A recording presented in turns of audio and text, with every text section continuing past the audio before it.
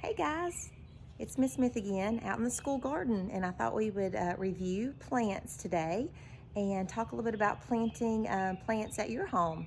Might give you something fun to do on these days while you are kind of stuck at home. Maybe you can plant a garden. So I'm going to show you some things and give you some tips and talk about plants again. So let's review real quickly the parts of a plant that we talked about yesterday. Do you remember them? Roots. Remember, roots help absorb water and nutrients for the plant. Stem. The stems are a tube that helps bring that water and those minerals up to the plant and provide support. The leaves. Remember, the leaves are the little kitchen of the plants where the food is made. It synthesizes its food, okay? Because it can't go buy its food. It has to make its own food, of course. And flowers. The flowers attract pollinators and produce seeds for reproduction.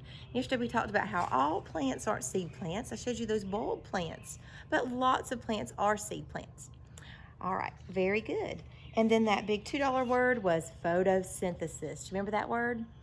That is the plant process of using sunlight, carbon dioxide, minerals, and water to make sugar and release oxygen. So that's how the plant makes its own food, okay? Part of that process. All right, so today I am going to encourage you and your family to get some plants and maybe start your own garden. You know, we're all kind of stuck at home and we're realizing how important it is to be self-sufficient. So planting your own garden is a great way to do that. Provides your family food and it's good for the environment. So many of you got a plant, not everyone, but a lot of you got a plant.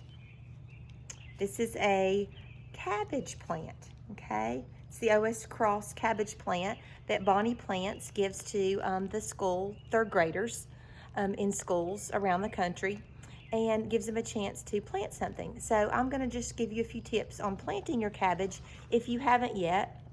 And if you didn't get a cabbage or have planted yours, just some reminders on how you can plant your flowers and vegetables that you buy.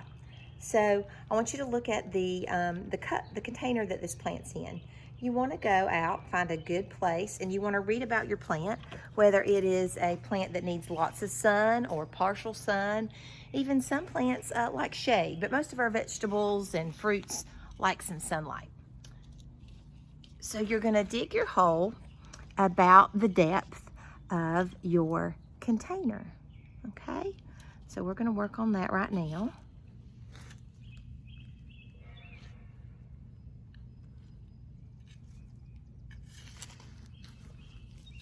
We've got some nice soil that the third graders helped me put into the ground on our little school garden work day.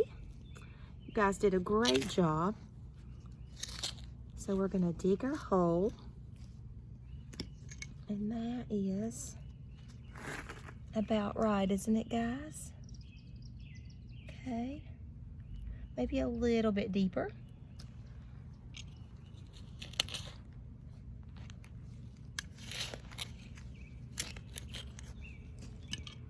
Okay, and then we're going to carefully take the plant out of the container. I usually turn it upside down and just kind of wiggle it out.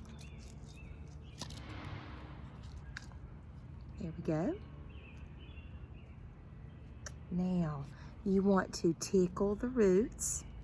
Loosen the roots a little bit so they'll be ready to spread and grow so your plant can grow. Put it down in the ground.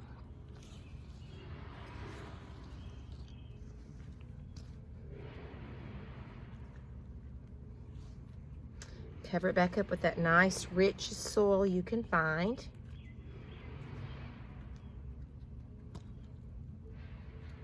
And you want to kind of push the soil up so that stem is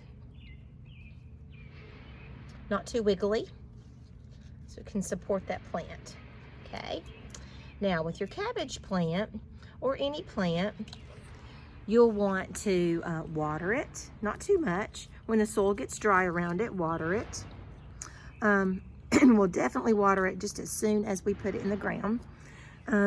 You can give it a little fertilize. Some Miracle Grow here. You don't want to do that every time you water it, maybe every couple of weeks, especially if your plant looks like it needs a little extra help. This gives it a little extra boost. And then check it daily, especially your cabbage. There's these little critters called cabbage worms, and they can eat your cabbage in one day. So check on your cabbage every day, and make sure it's growing. You can also, instead of purchasing plants, you can purchase seed packets, and seeds are usually very inexpensive. All of these seeds were only about 50 cents. Herbs, if your family likes to cook, you might be interested in planting some herbs. This is parsley. Vegetables, here's some pumpkin seeds. Need a lot of space for those. Here's some flowers if you just want to make your garden look a little nicer, your yard. These are zinnias and coleus. So all these plants are seeds. You can start these inside, or you can put them in the ground. Sometimes when you put them in the ground a little too early, they won't make it, or sometimes little critters eat them. But you can try it that way. And on the back of the packages, it tells you whether it needs a sunny location or partly sunny. It gives you some ideas on when to plant and how far to space your plants. So I hope I've encouraged you to maybe work on a little bit of gardening at your house. It's very good, a good thing for kids to do. So what we'll do is we'll come back to school. We're going to check on the milkweed plants. I'm going to be putting some of those in the ground next time. And we'll check on our cabbage and see how it's doing. So we'll do a little update. If you are working on your garden, maybe you can take some pictures or videos and show us your garden. My next video is going to be about composting, and you'll learn how composting will be a good practice for your family if you have a garden. It can give you some extra nutrients and free fertilizer for your plants. If you don't garden, it's just a good way to lessen your carbon footprint and do something to help get rid of your waste in an environmentally friendly way. So, hope you guys can talk to your family and get a garden started. All right, bye.